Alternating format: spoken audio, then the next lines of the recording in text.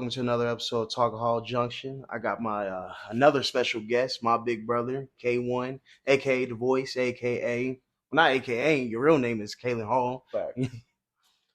But let's dive right into it. The first podcast, me and Jo were talking, and pretty much it's crazy. You kind of started a chain reaction with us when it came to sports, because JL said he started football up because of you. Yeah. So when it comes to football and like basketball too, what was like something that brought you to that? Honestly, living in the projects, at 6 o'clock in the evening, the basketball court will be empty. It started with the basketball being my peace, though. It being my Yeah. peaceful place, and everybody was there during the day. But at 6 o'clock, everybody's gone to football practice. True. And I hadn't played yet. To be honest, I was trying to not play football because I didn't want to be anything like my father. You know what I'm saying? But when I went out there, I was so good. It was like, why wouldn't I play? You know what I mean? Then it's crazy because I remember when I first started playing, that's when he showed up to the football field. You know what I'm saying? It was like, damn, my daddy's hurt. You know what I mean? So for me, sports was my peaceful place. It was my place where I could be myself. I could build with my teammates and build the family, because you can go back to Little League and you like, man, that's my bro. Yeah. Like, forever. Like, I don't have to even see him, but what we did together, blood, sweat, and tears, like, you can't take that away. Like, so that's what it was for me, bro. Like, it was my place of peace, and, not that my world was upside down or anything. It's just, as a child, we still go through things, you know what I mean? So basketball was my peaceful place, and football was just somewhere I can go to basically hurt somebody when I was mad at the house. You know what I'm saying? Honestly. Living in a house full of all women. Got you. And then outside of basketball and football, what was childhood going up to like teenage years like for you? Oh man, outside of basketball and football, Yeah. well, project living. So it was a lot of things to get into. A lot of trouble to get into.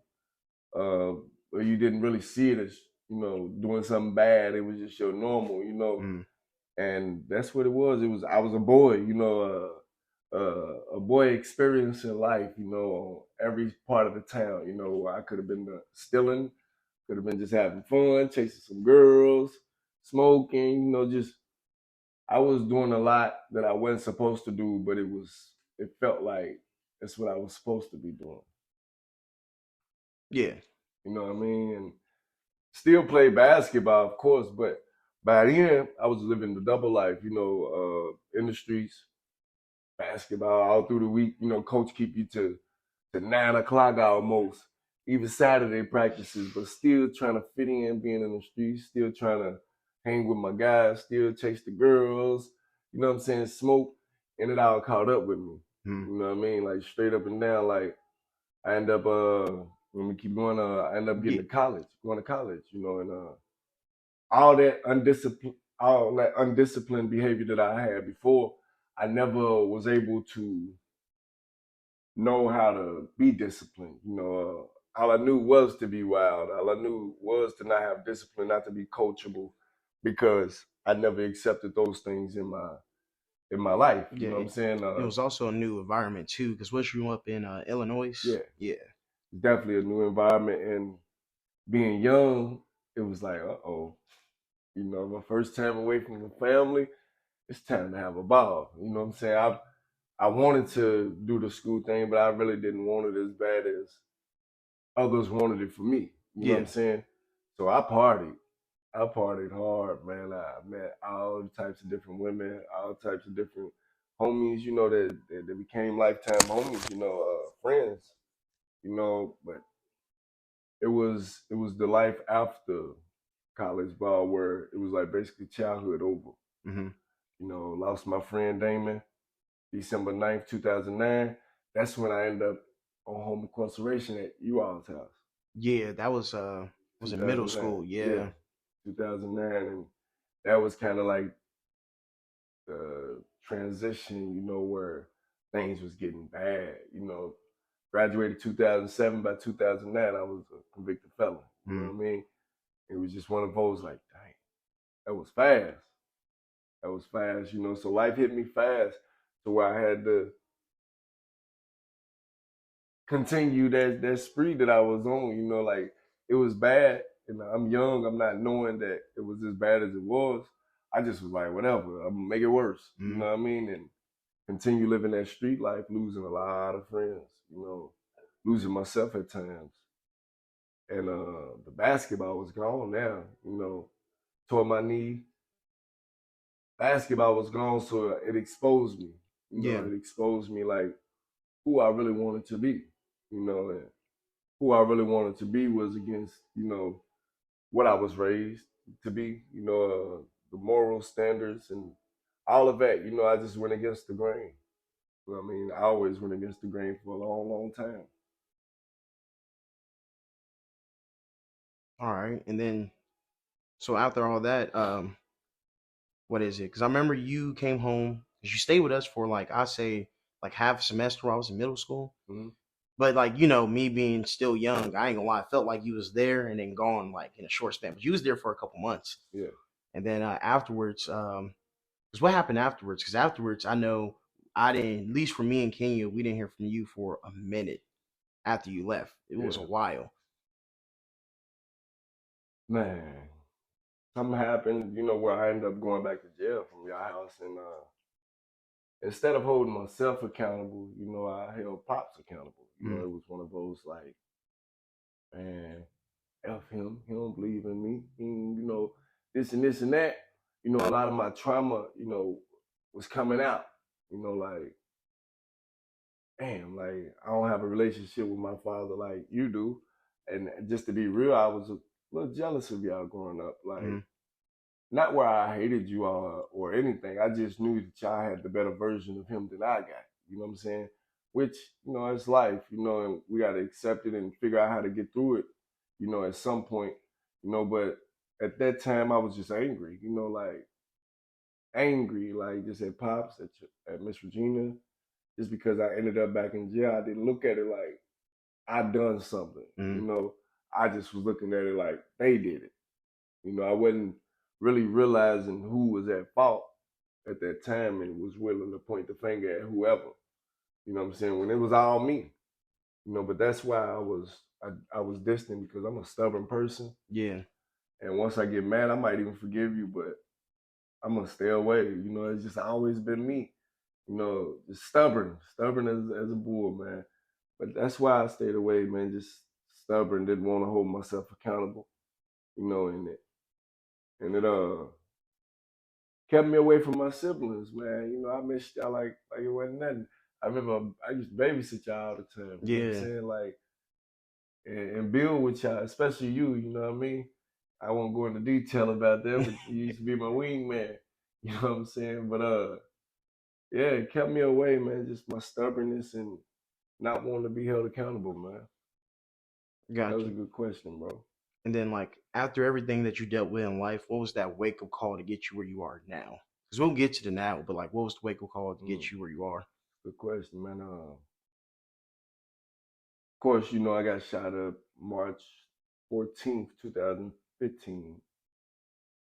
Then fast forward 6 months later, March 8th, I got shot up. And it was that right there, you know, waking up paralyzed. Mm, It was like, damn, I let myself, you know what I'm saying, get too deep in. And I wanted to die in the streets. I used to say that, man, like, oh, I'm going to die in these streets. But waking up, it was like, damn, God kept me here. Like, why you keep me here? I was mad about that, you know, but it was like, some point it was like, man, you got a purpose. And the only person that can feel that purpose is you, you know, so accept what it is. You paralyzed. You made that bed. Now it's time to just grow from it. You know, grow from because I couldn't blame nobody. Like mm, I can't blame nobody. This was all me. You know what I mean? I put myself in that hole. I dug that hole and jumped in myself. So them four walls, man, get the kicking your ass a little bit, man. Like, shut up. What you crying for? You yeah, signed up for this. when you was out there doing this, doing that, you wasn't crying, you know, and it was a lot of, that's why I call it the cheat code though. Mm. I call it the cheat code, you know, because I know I've met a lot of people in wheelchairs like myself, you know, over these years, you know, creating a group, handing no cap and all of that stuff with my bro. And there's so many people that don't have my story, you know. They ended up in a wheelchair for so many other reasons. But for me, it was like, I did this. You know, I did this. I can't even point the finger. So it was like, man, you know what? Only person that can get me out of this is me. So I got to get better. I had Shatrell Hall come to my hospital room when I was in the hospital. One of my teammates, Ricky Booker, came from Arizona, and he had Shatrell with him. He's like, man, around that time I was paranoid, you know. I ain't want nobody to come up there for real. Yeah. You know, but he's like, man, I got Shatrell with me. I'm like, oh, cool. You know, cool, that's great. You know, so Shatrell hop on the phone. He's like, man, is it anything you needed? By then, I already felt like a burden, you know what I'm saying, on people in the world. I'm like, nah, I don't need nothing, you know. Knowing I was starving in that Yeah. hospital, you know what I'm saying? But I just wanted somebody to come hear me out real quick. And I knew it wouldn't come back around. Mm. You know what I'm saying? It wouldn't be repeated to the next person. So when they came, I got to really talk to them about what happened. You know, I got to really express what happened, and I never pointed the finger during that conversation. You know, I've already accepted that I brought this on myself. You know, and we talked. You know, I released, and they helped me reload that day. But before he left, he's like, "Man, you're gonna be the voice of this city." And honestly, man, I was on that bed. You know, I never attempted suicide, but I was suicidal. You know what I'm saying? And I was just thinking about it a lot. You know, like, oh, I'm gonna do this. You know, but that conversation that I had with Chantrell that day, and him telling me that I'm gonna do big things and be the voice of this city, I didn't know what that really meant, but it sounded better than suicide. Yeah. So I feel like at that moment, that was one of those moments that really like was a pivotal moment. You know, like it made me like realize, like, man, I do have a purpose, and I have to get closer to God to fulfill His purpose. I have to get closer to God to feel closer to my mother. You know what I'm saying? It was so many things. You know, losing my mother right after being paralyzed. It was like I had so many reasons to give up. Yeah. You know, but it was like, nah, I got. She was 3 at the time. Baby Katie was 3. So it was like, I can't give up on my daughter. Can't give up on myself. You know, it ended up coming later, you know, like, because at first I was more so hanging on for others instead of hanging on for myself. You know what I mean? So once I finally start hanging on for myself and realizing my purpose and realizing that I got to get better in my purpose, life got so much better right there, man. It was just accepting my role as a servant, you know, knowing that I'm gonna have to rebuild what I was breaking in the community. You know, it's gonna take people like me who was breaking the law for so long, and I'm still here. God granted me life still, so it's my duty, it's my job, it's my responsibility to build the community back up that I once tore down. Gotcha. And what are you doing right now to build that back up? Like Uh, people that are following you on social media, they see what you're doing, but the people listening, they don't know. Because I got different people, right. Cincinnati, yeah. Well, right now I'm a ambassador at Simmons College. You know, basically, I tell my story. I just shed light on brothers that come from the walk that I walk, and just give them the opportunity, speak the opportunity into, you know, existence to them. Like, hey, bro, college ain't, you know, bad if you got that high school diploma. You know, they're giving out free money. They doing this, they doing that. You know, I'm the example of that. You know, and also I'm a violence interrupter. You know, violence interrupting is a little triggering. You know, because every day we're responding to a shooting. You know, and it can be triggering some days, but that's what I'm doing. I mentor to stop violence, you know, talking to the ones that, you know, are labeled. I don't call them bad kids. I don't want to call them anything but what they are, you know, just misled children, you know, who need guidance. You know, I want to be that vessel, you know, and I got a few schools where I'm in, you know what I'm saying, 3 times a week I'm able to be with my mentees hands on, and give them the game that I had to pay for free, Yeah. and also, like I said, mentor. I'm a VI, balance interrupter. I also speak, use my voice, to tell my story different places, motivational speaking. I'm also evangelist at church. I sing, choir member, and I'm just working towards being a minister. That's the goal. I'm already being called minister, but I'm working towards the official being a Yeah, minister. like the paperwork and all Yeah, that type. Okay. that's the goal at the end. To be minister uno. Yeah. So this walk, and it's crazy because Pops told me 15 years ago. He said, "Kay, I believe God's calling you to be a minister." And I looked at that man, and I was like, "I'm gonna show your ass why I'm not gonna be a minister." You know what I'm saying? Because I wanted to do anything different than what he thought I should do. Because I was still hurt. You know what I'm saying? For whatever reasons, which we don't have to go into, detail about, but I was still hurting, and I just wanted to show Pops that I was hurting, and you can't do that other than telling the man that you hurting, but I was acting out as a child, and here we are now today, it's one of my closest friends, you know what I'm saying? Yeah. Because he said what he said, and you got a choice, man. You can accept it, or you can just be like, nah, whatever. The nah whatevers, you might miss your blessing, because it ain't always about the messenger, it's about the message, Yeah. So him telling me that, it wasn't him telling me that. That was God, the Most High, telling me that He's calling me to be a minister 15 years ago, and I ain't heard it. I went through things that I wanted to go through because I feel like that's what I wanted to. That's what I wanted to do, and this is the results of it. You might get a wheelchair, but most don't. Yeah. Some don't come back, You know what or I mean? And it was really one of those questions like, God, you got me dealing with this. Hey, I wanted to die in the streets, man, but he made me live.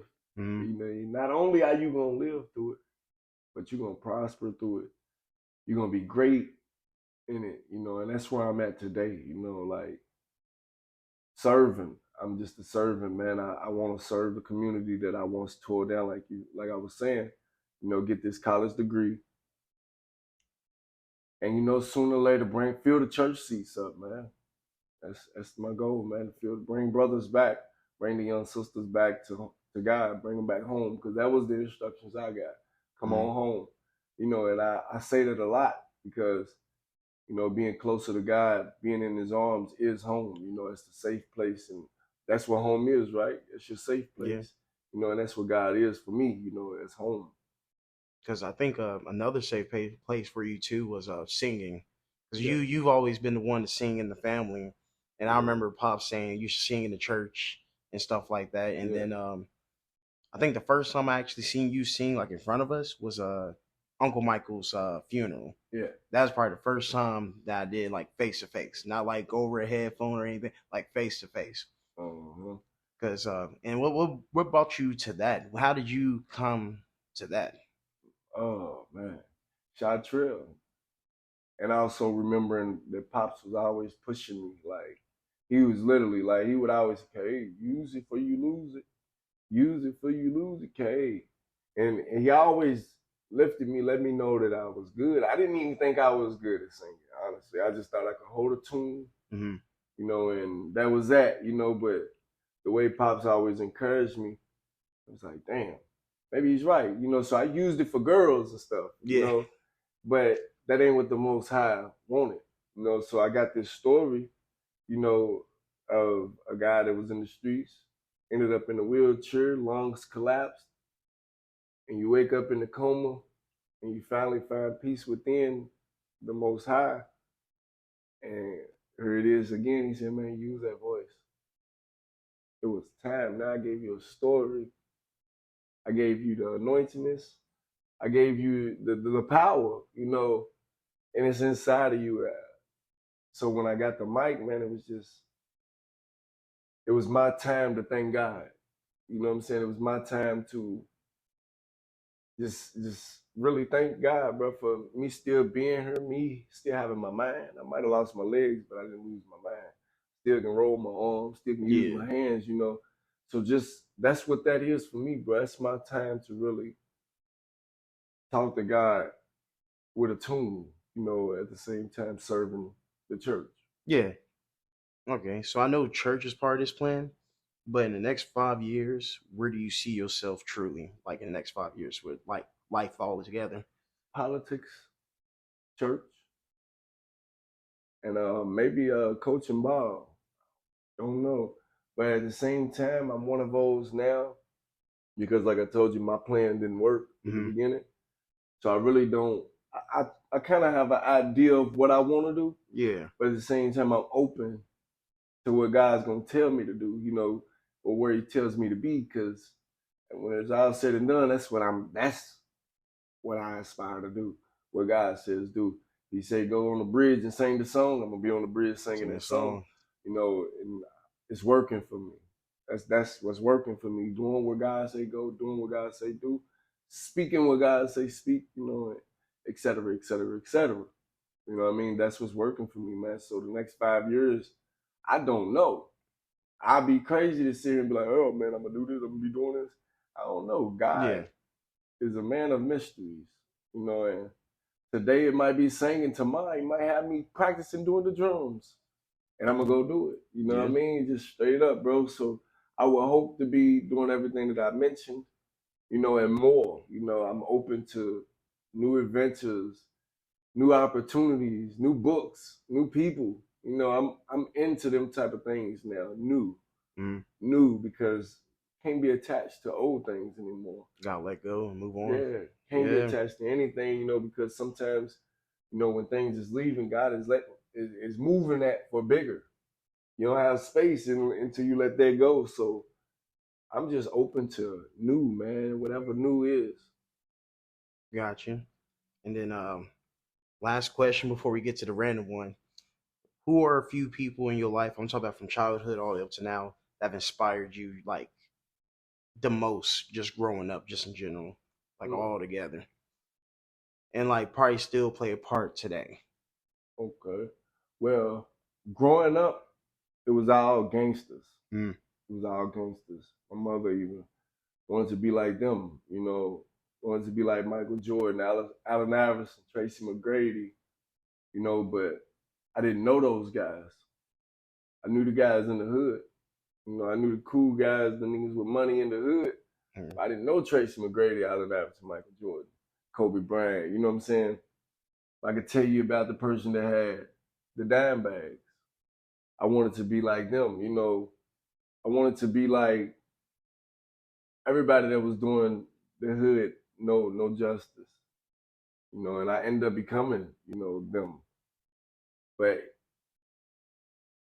my change was inspired by my daughter. You know, my 3 year old didn't deserve, you know, what I brought her into, you know, all of that trauma, you know, having to help her father, you know what I'm saying? She didn't ask for that.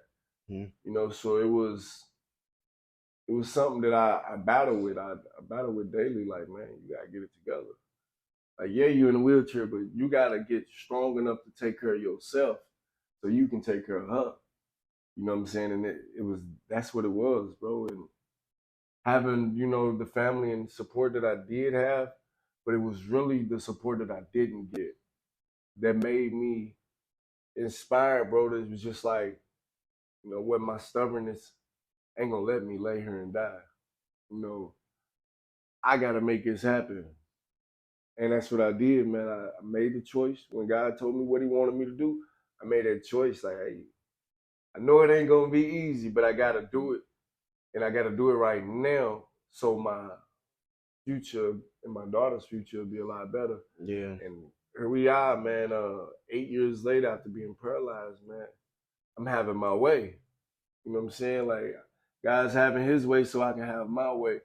And I'm thankful. I'm grateful, man. Like I can honestly say, man, I'm actually happy in my life. I can't tell you another time that I was other than being a child. You know, being able to play sports and things. But as an adult, this is the first time I can truly say that I'm happy. You know, like I'm happy. I don't need drugs to be happy. I don't need a woman to be happy. I don't need friends around me to be happy, I'm happy. It's Yeah. within, like I make that choice every day to get better and to smile every day. Like we got nice smiles, Yeah. so why not use them? You know what I mean? For real. I feel that. I feel that. All right, now here goes the last segment of this. What I do is I ain't got my list with me, but I remember the first five. Pick a number between 1 and 5. Let's say 5. 5. Okay. If you could bring back one person, doesn't matter who it is, one person to speak to that passed, who would it be? Hmm. It would be my mother for sure because I would love to talk to her the way that I talk now. Mm-hmm.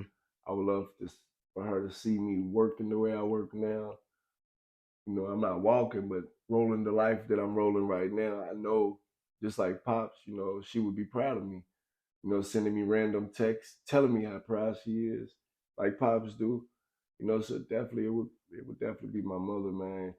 That was my best friend. But being honest, I don't think I would have made this change if she didn't pass away. Yeah.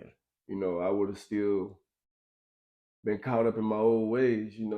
Me knowing that I can't call my mother, run back to her house, it made me man up. You know what I'm saying? Man up her.